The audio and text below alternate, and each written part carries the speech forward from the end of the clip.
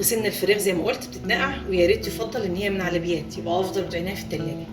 تاني حاجه معانا بقى ايه؟ معانا هنا كيلو لبن او رتل لبن، ماشي. ومعانا ايه بقى؟ معانا البهارات ديت هنشتغل بيها في النقع وعلى التتبيله اللي هي بالنشا والدقيق. طب معانا ايه؟ معانا فلفل اسمر، وده معلقه فلفل اسمر.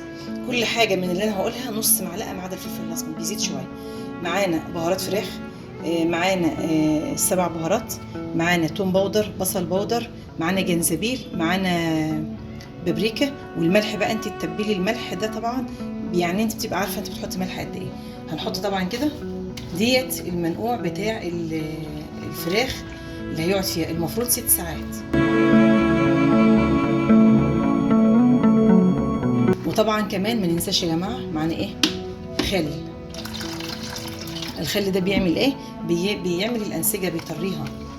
وهننقع الفراخ بتاعتنا نفس التتبيله اللي انا حطيتها زي ما قلت بنمسكها كده، بتتقطع بالسكينه، ماشي.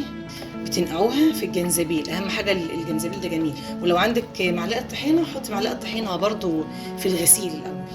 اما منقوع النقع اللي بتحط فيه سكر ملح، قطعي فيها ليمون وسيبيها بقى، غطيها وسيبيها، وشويه خل. طبعا هنسيبها زي ما قلت، وان شاء الله باذن الله هرجع لكم. بس حابه اقول حاجه يا جماعه، اللي داخل على القناه جديد يعني بيشاهد ويطلع، يا ريت حط اللايك عشان القناه تكبر يا جماعه كده بيكم. كده هنحطها في التلاجة ان شاء الله لما نيجي نشتغل فيها، وهنعمل جنبها ان شاء الله رز، ونعمل جنبها سلطه كول سلو. طبعا يا حبايبي رجعنا بعد 6 ساعات. الفراخ طبعا زي ما قلت لكم محطوطه في اللبن، ومحطوطه في البهارات بتاعتها في التلاجة. طبعا بتاخد ايه التتبيله بقى، بيخش طبعا الانسجه عشان تحس بطعم الكنتاكي بقى.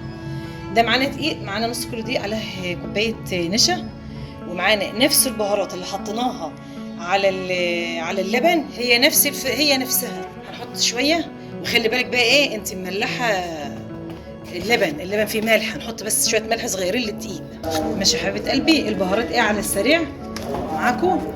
بهارات فراخ، جنزبيل، توم باودر، بصل باودر، ال7 بهارات. طبعا انا قايلها في الاول يعني، يا رب ما كنتش بس نسيت حاجه. هنا ممكن تحط ميه، بس انا مش هحط ميه، انا هحط نفس الخلطه. وانا هقول لكم ليه. دي الخلطه شويه لبن بالبهارات. هنعمل ايه بقى؟ هناخد الدبابيس، هننزل هنا زي ما قلت، هنحط عليها البهارات، ونخلي بالنا تعملي الحركه دي. ممكن تعملها 3 4 مرات، 5 مرات، بصي زي ما انت حابه، ممكن لحد 6 مرات كمان، بس انا هكتفي ب3 مرات. طبعا انا حاطه زيت على النار بيسخن، زيت غزير.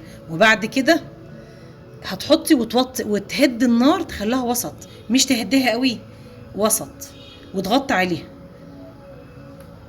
شفتوا كده؟ بصوا كده، بصوا شوفوا التموجه بتاعتها بقى بصوا يا حبايبي الزيت يعني غليان. نقول بسم الله الرحمن الرحيم زي ما انتم شايفين كده. نحطها زي ما قلت في السوائل 3 4 مرات. انا هحطها 3 كويس قوي، ونهدي نار متوسطه مش عارفه، وغطي بقى عليها وسيبيها ايه تستوي. تمام. وهي بتستوي بقى تعالى يلا نعمل الرز.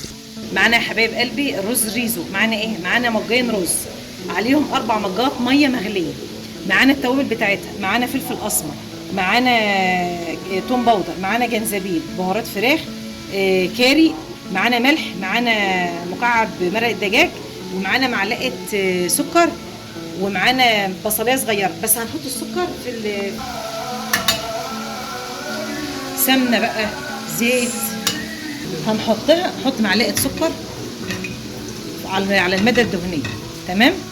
دقيقتين كده وهننزل بالبصل على طول، معلقه سكر كبيره. شايفين يا بنات حمرات على نار هاديه متوسطه مش هاديه عشان تستوي.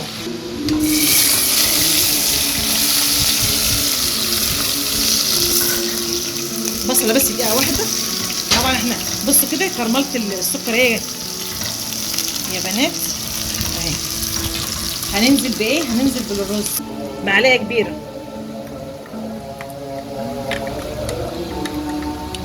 هنقلب كده يا بنات كده اهوت، وهننزل بالحاجه بتاعتها البهارات، وهننزل الاول بايه؟ بالرز على البصل اهيت. نزلنا بالرز.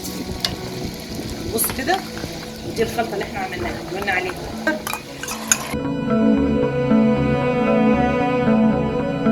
كوبايه لها 2 وميه مغليه مش ميه ساقعه. هنقلب. هنقول البهارات تاني على السريع. كاري، جنزبيل، توم باودر، بهارات فراخ، والملح، نص معلقه صغيره من البهارات، ومرقه دجاج. طيب وايه كمان؟ هنعمل بصله الاول زي ما شفتوا في الاول، معلقه سكر في الاول وبعدين ننزل بالبصله.